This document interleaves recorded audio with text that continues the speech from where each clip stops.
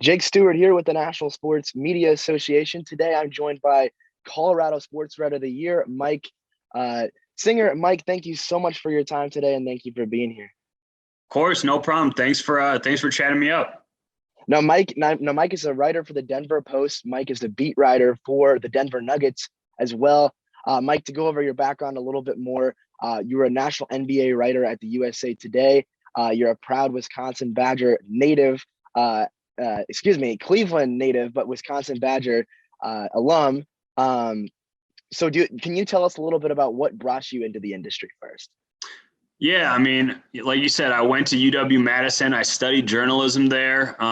Always kind of had a focus on sports. I'm from Cleveland, so paid attention to LeBron coming up. He actually played my high school in basketball and football, so that was kind of you could say an impressionable figure in my life, and studied journalism at Madison. And then my first job out of school was actually a beat writer covering Marquette for CBS Sports. That was, kind of dipped my toes into the industry.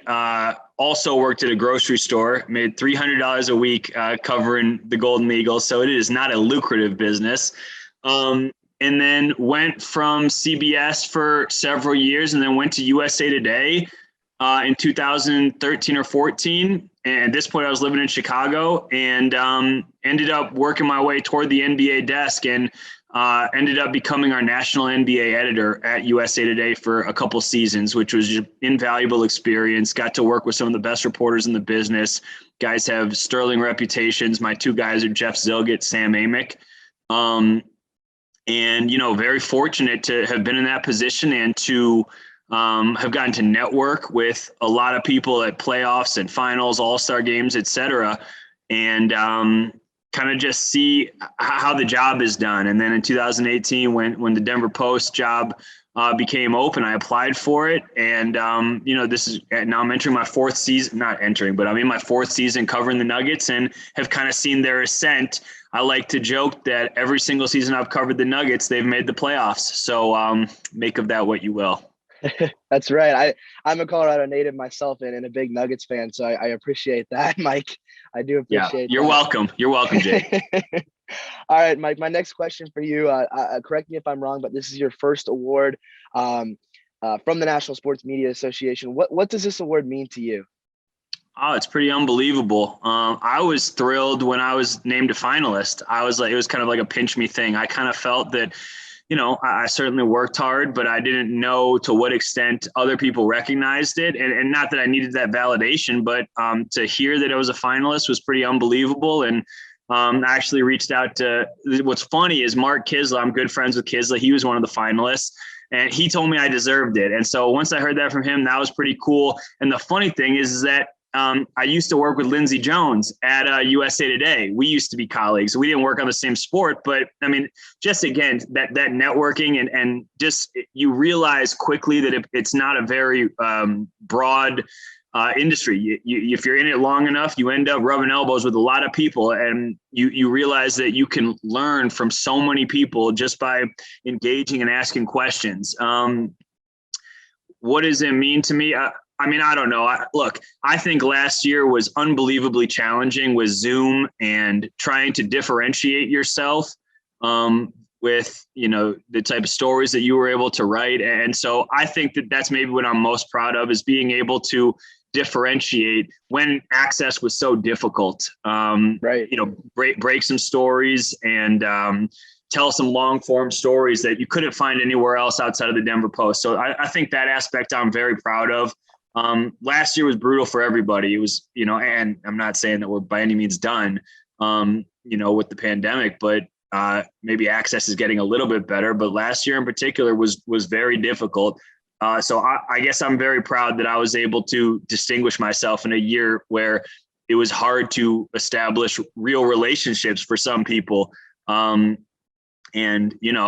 Look, I worked the phones last year. I worked the phones last year more than I worked the phones ever before, because that was my best resource. Right. That's a great story. I know it's another question we've been asking a lot of these guys is, and girls, is how is COVID affected the last year, because for everybody it's been different, but it seemed to affect everybody. My next question for you, Mike, I wanna ask you, growing up and getting into this this industry, you said it was very tight knit. Who would you say you looked up to the most, be it a sports writer, or sportscaster, whoever it was? The first person to really help me and do me a big favor was Brian Windhurst. He's from Cleveland, he's from Akron, and in 2012, he told me that ESPN needed a stringer to cover, ESPN New York needed a stringer to cover a Knicks Cavs game. And I was in Milwaukee, and he said, if you happen to be in Cleveland, I sure as hell was not in Cleveland at the time, but I drove to Cleveland. I'm sure he knew I was lying, and he set me up. And that was the very first NBA game I covered in 2012. So about a decade ago for ESPN New York. And I had a story on the homepage of ESPN.com because Amari Stoudemire was coming back from some back injury. And so Brian has been invaluable. And it's not just me. He does this with a lot of people. He helps younger people out. He pulls people up. And then, the two guys that I mentioned before, Sam Amick and Jeff Zilgett, just to be able to bounce ideas off of them, just to be able to see what the process looks like, just to be able to generate story ideas, work through sourcing, work through headlines, work through editing, certainly butt heads it a couple times. And all of that is just invaluable experience. You don't think of it as quote unquote experience, but as you're going through it on a day-to-day basis, you're inevitably getting better and learning what the process looks like and storyboarding from all different angles. So, one of the reasons I think I got the Denver Post job is because I have a lot of experience in a lot of different unique ways. I mean, from 2013 to 2015, I was covering the Chicago Bulls for CSN Chicago. And that was really my first consistent experience around the NBA, and just being in the Chicago market and kind of learning and seeing how those guys, and it's a very competitive market, how those guys go about their business is invaluable. You just have your eyes wide open, you shut up and you just watch.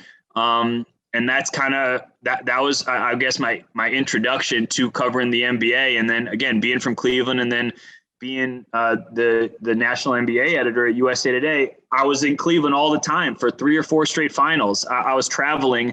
And again, I felt like I had a leg up just because I paid attention to those Cavs and paid attention to LeBron. So super fortunate in a lot of different areas, but those 3 guys have been invaluable to me in so many ways. And, the last guy I do want to, mention is I had a professor at Wisconsin. His name was Professor James Boffman. He's since passed, but the guy was, he breathed so much confidence in his students, and me in particular. He happened to be from Cleveland too, and for whatever reason, he liked me.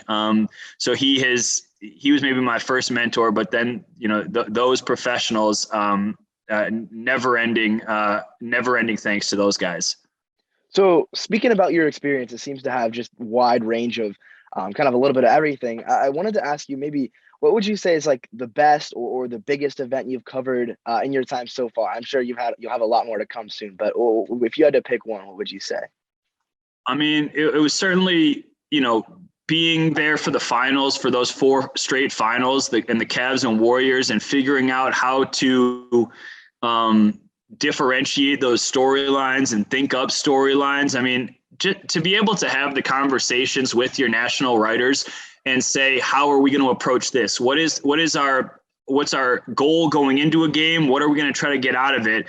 Then to work on headlines, and that was really awesome from a production and editorial standpoint, and to have that much say in it in the process. But then certainly, once I was at the forefront of coverage with the Nuggets, to be able to cover their 3 playoff runs. I've been there for every single playoff game. The 4 overtime affair in Portland still gives me nightmares trying to think about that writing on deadline. And then I was really lucky. I got to go to the bubble, which was just awesome. The Nuggets are making their run against the Clippers, and it's like, if they win Game 7 against the Clippers, I'm going to get to go to the bubble. If they lose, I'm not. They end up winning.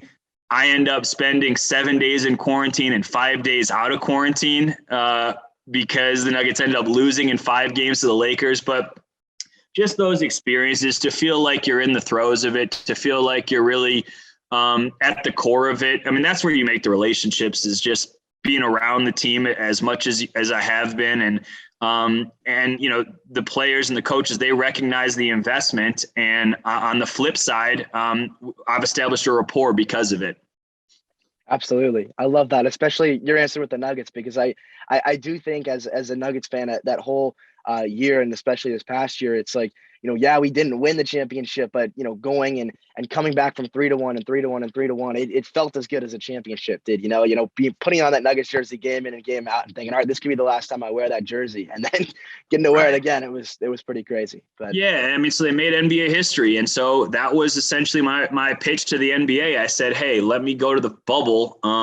They're doing something that no other team in NBA history has ever done. And so that did not fall on deaf ears. And so they approved it. They greenlit it. I flew to Orlando the day as soon as they won Game 7 over the Clippers.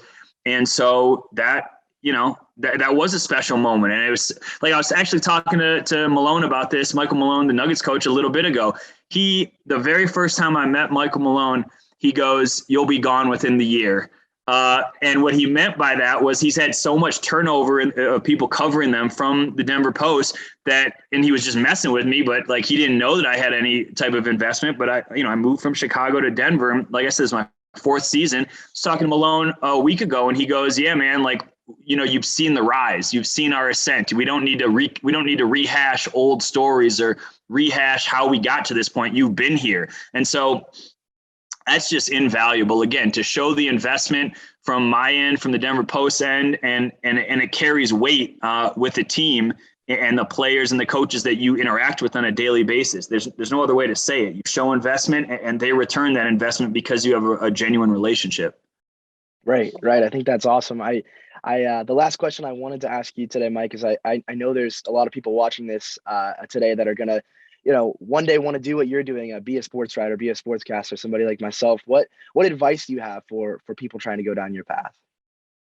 It's network endlessly. It is ask questions. It is reach out to people who you look up to, but don't reach out blindly to them. Reach out showing that you've already made an investment. You've done research on X story. You've paid close attention. You've noticed some weird trend with Jamal Murray or Nikola Jokic, and you wanted to ask about it. Show an investment, and people who are, have established themselves will inevitably help you. I cannot stress enough that people want to help, but people don't want to help blindly. Like, we need to see something, because as well as I do, my schedule is nuts. I very rarely have time to call college kids or talk to high schoolers or anything, but I'm happy to, if I can tell that there's an investment. So I would say network endlessly and work for a college newspaper, because when you work for a college newspaper, you inevitably rub elbows with professionals who are also covering that team, and ask questions, like develop real relationships. Your best asset is your network. That's as much as, that would be my primary advice. And also read a lot, read the people who you look up to, and ask yourselves, what distinguished what they did? Why does that resonate with me? And one other thing that I think you could definitely do is this is just particular to me, but practice writing game stories. So watch a game on TV, write a game story, try to write it and quote unquote publish it 5 minutes after the game's over, because that's what I do every single game, and see if you can put together logical thoughts or have a system or how you want to do this. Legitimately practice it, and then if it's not good, or if you want to improve it, read other people's and see what they did. And so I just remember being around the Bulls, like the 2014 2015 season, and I would read every single outlet's postseason coverage or game story coverage or follow coverage, because I wanted to know what the standard was for a playoff game. And so you learn that, and you see it, and you're like, oh, okay, that's what the precedent is. That's what I'm trying to strive to. So, read, network, write, and never stop, and be cool with not sleeping a ton. It seems like it all goes back to what you've been saying throughout our talk with the investment. You got to invest yourself and your time. So It's no doubt. You got to you have to commit, and it's a long play. I mean, I told you I wasn't making a lot of money. I'm still not making a lot of money, but it's you enjoy it. And I work very hard, but at the same time, there are times where I don't feel like I'm really working. I feel still very fortunate, and it's like a pinch me job on most days. So that's what I would say. And again, if someone wants to reach out to me, I'm more than happy to chat. And but again, show some investment, and I promise you, I'll be willing to show that investment on my end as well. Awesome. Mike Singer, Colorado Sportswriter of the Year. Thank you so much for your time, Mike. I really appreciate it. Appreciate it, Jake. Thanks a lot, man. Thanks.